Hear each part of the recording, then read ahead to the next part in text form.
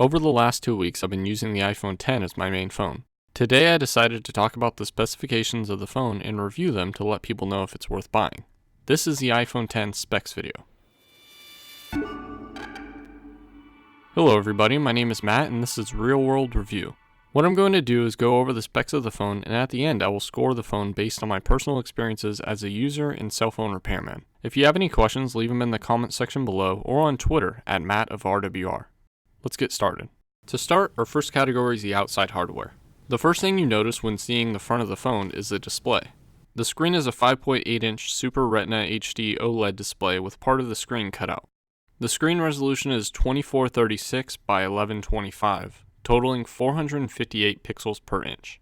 The contrast ratio is a staggering 1,000,000 to 1. The display is a true tone display, but that feature can be turned off, along with being a wide color P3 display. The brightness of the screen is 625 lux, making it the same as the iPhone 7 and the iPhone 8. The glass does have an oleophobic coating on the front to make it fingerprint resistant, along with being the most durable glass ever in a smartphone. The screen is the highlight of the phone, but there is more to the front of the device than just the display. The top portion houses one of the two stereo speakers and doubles as an earpiece. Above that is a proximity sensor as well as the ambient light sensor. There is a microphone hidden near the earpiece that is used for Siri and dictation. Next to that are a bunch of different sensors, like the infrared camera, flood illuminator, and dot projector. The front camera is a 7 megapixel sensor, just like the iPhone 7 and the iPhone 8, but there is a little more to it. On the bottom portion there is nothing. Just a screen. That is, dare I say, courageous? On the bottom of the device are 12 circular holes and one oval-shaped hole. On the left side there are holes for the microphone, while on the right, the holes are for the second speaker. Looks like they forgot the fourth microphone. In the middle of those holes are the only two screws on the outside of the device. I would say that these keep the phone together, but there is a very strong adhesive that goes around the display and the frame, and it seems to be more effective. In the middle of things is an 8-pin lightning jack that supports USB 2.0. Note that there is no area for a headset jack. Again. On the right side of the device is a power button. A side button. Below that is a SIM card tray. On the left side of the device is a ring/silent rocker and volume up and volume down buttons. And on the top there is nothing. Not even a microphone or antenna line. Just shiny metal. On the back of the device is a sapphire camera lens and the last microphone, which is used for video recording and speakerphone calls, along with a quad LED True Tone flash. The rest of the back is a glass slab with two things, the Apple logo and the name iPhone. The sides, however, are made out of stainless steel. You will now need a case for all those scratches. As for the size, the device is 143.6 millimeters tall, 70.9 millimeters wide, and 7.7 millimeters thick, or 5.65 inches tall, 2.79 inches wide, and 0.3 inches thick. As for the weight, the iPhone X is 174 grams, or 6.14 ounces. Even though the charging port is exposed on this phone, the phone is still water resistant with an IP67 certification. Now that we are done with the outside of the device, let's move on to the cameras. The rear cameras are both 12 megapixels, one being a wide angle and one being a telephoto lens with a quad LED True Tone flash. The wide angle and telephoto cameras both have optical image stabilization, 6-element lenses, autofocus with focus pixels, and are both backside illuminated. The wide angle sensor has an aperture of f1.8, while the telephoto sensor has an aperture of f2.4. This camera is capable of many software options like capturing raw image, face and body detection, live photos, a 3 or 10-second timer, digital zoom up to 10 times, high dynamic range, burst mode, panorama up to 63 megapixels, and geotagging. The cameras also allow for portrait mode, portrait lighting, and optical zoom up to 2 times. As for video recording, this phone has many different options. You can record 4K at 24, 30, or 60 frames per second, 1080p at 30 or 60 frames per second, 720 at 30 frames per second, and slow motion video can be captured at 1080p at 120 or 240 frames per second. While recording, you can digitally zoom up to 6 times, and the camera supports the time-lapse video option. The front camera is a 7 megapixel sensor that is also backside illuminated. It has a new name to it now and is called the True Depth camera.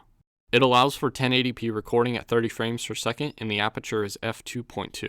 And just like the back cameras, it has many different software features like body and face detection, auto stabilization, burst mode, exposure control, 3 or 10 second timer, HDR, and retina flash. It also supports portrait mode and portrait lighting, just like the back camera.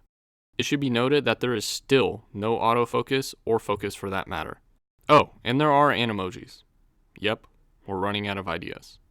The next category is the inside hardware, starting with the processor. The processor in this phone is a 64-bit A11 Bionic chip with an M11 Motion coprocessor. It is a 10nm hexa-core processor, 2 being high-powered Monsoon cores and 4 being low-powered Mistral cores.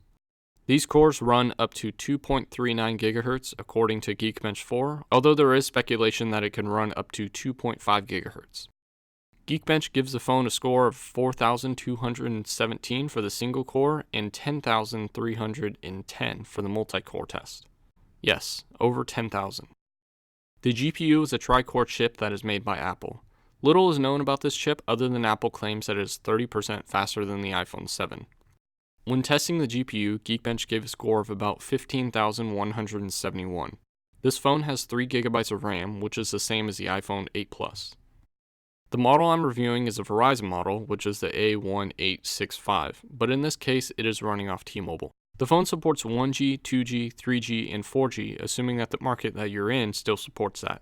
The LTE bands are 1, 2, 3, 4, 5, 7, 8, 12, 13, 17, 18, 19, 20, 25, 26, 27, 28, 29, 30, 34, 38, 39, 40, 41, and 66. As for Wi-Fi and Bluetooth, the Wi-Fi chip is a 802.11a, b, g, n, AC with MIMO, and the Bluetooth is version 5.0. This phone also supports GLONASS, AGPS, Digital Compass, QZSS, NFC with reader mode, and iBeacon.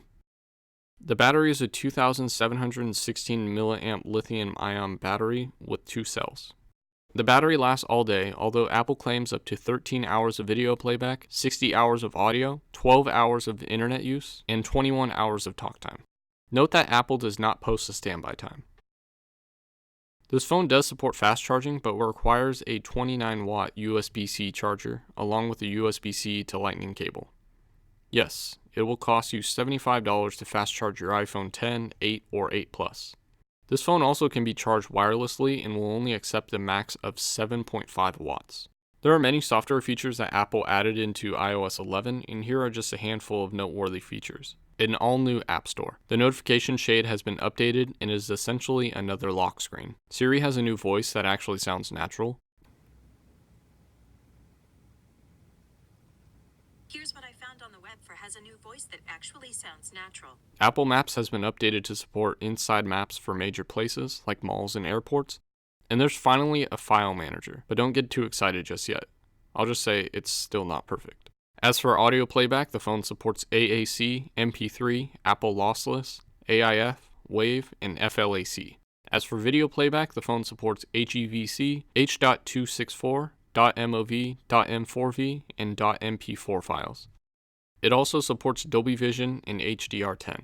The phone also supports HDR when watching videos and looks a lot better than the iPhone 8 and the iPhone 8 Plus. With the specs of the phone explained, let's score the phone and decide if it's worth the purchase. Note that this phone costs $1,000 for the 64GB version and $1,150 for the 256GB version. It should also be noted that this phone is a month old and most people will be buying this phone new, and the scoring does account for this. Let's start with the frame. It is a stainless steel frame with a very small amount of plastic, but there are some issues. I won't speak on the headset jack because I didn't think it would make a comeback this year anyway. The phone is thicker and heavier, but is that really a bad thing? As for waterproofing, the only seal that I can find on the phone is the SIM card tray, so you shouldn't have to worry about getting the phone wet, even if the screen cracks. The adhesive around the display may wear out in the future and make it possible for some water to get into the phone when submerged, but it looks like Apple made it even stronger on this model. Apple got rid of the home button, so there's only 3 buttons and 1 switch that can go bad on this phone. Since the phone is stainless steel, it is possible for scratches to appear on the side, but should be stronger than most aluminum frames. With this said, I had no scratches on it, but it is a crazy fingerprint magnet. Overall, I will give the outside hardware an 8 out of 10. Next is the screen. Apple really stepped up their game with this screen, but they had to compromise. What? Did you really think that they were going to give you the best screen? I mean, it's still an amazing screen, even though Apple decided to leave out the ProMotion display, cut out part of the screen, and threw in True Tone to make it better. A 5.5-inch screen would be fine, but I'm glad that they went with a 5.8-inch screen because the notch really does take a decent amount of space. The screen is over 1080p, so hats off to Apple for joining the high-resolution world that Samsung has forced us into. Like I said with the iPhone 8, I don't like the True Tone display. True Tone is supposed to make the colors look more accurate, but it just puts a yellow tint on the screen. Moving away from LCD displays is definitely something I like to see and is one of the reasons why Sony phones have not impressed me in the last few years. The inclusion of the OLED display along with the increased pixels per inch are both bonuses, but the notch is kind of weird, especially when you're using this phone in landscape mode. Regardless, I am extremely impressed with the screen, and I'm also glad that in 2017, Apple decided to embrace the technology of 2015.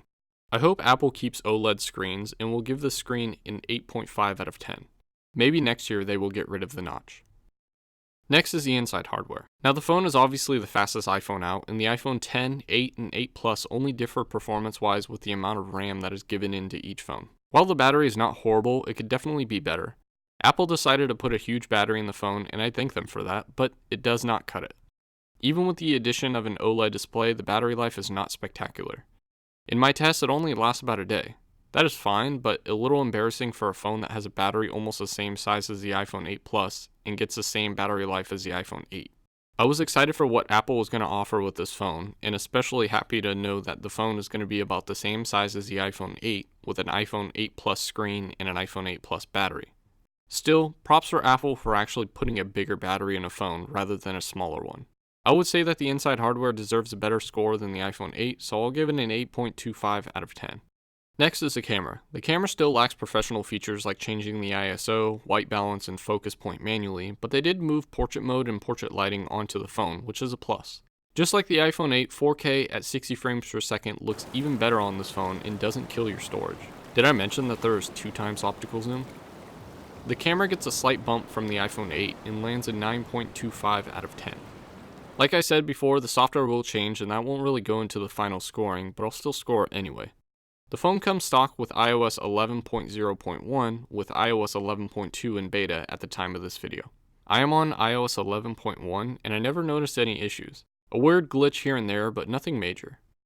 The Geekbench scores lead me to believe that this phone will last through 4 or even 5 years of software updates.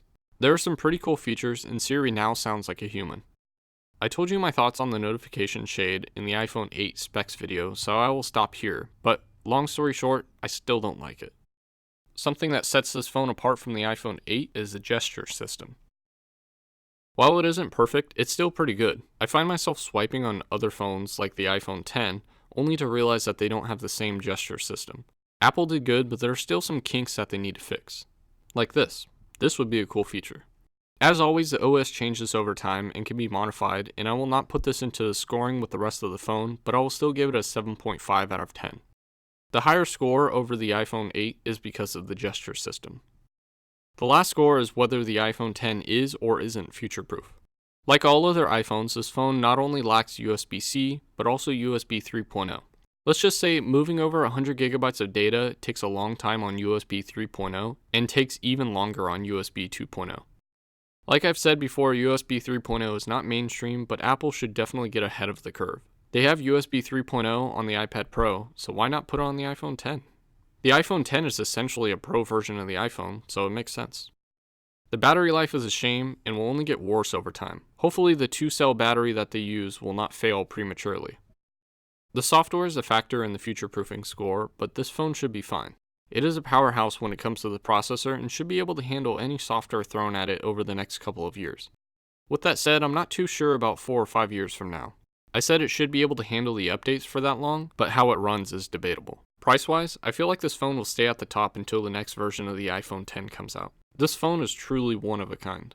In the end, I believe that the iPhone 10 is future-proof and receives an 8 out of 10. It does support wireless charging and is already expanding that market. Overall, the score for the specs of the phone is 42 out of 50, or 84.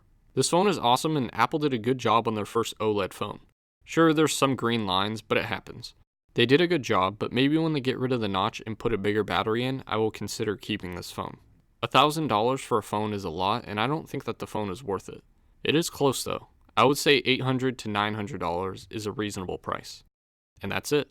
Let me know what else you want me to review in the comment section below, and I have a couple questions for you guys. Do you want the ProMotion screen on the next iPhone? What are your thoughts on the OLED screens? Let me know in the comment section or on Twitter at Matt of RWR, and feel free to follow me on the social media listed above. Thanks for watching.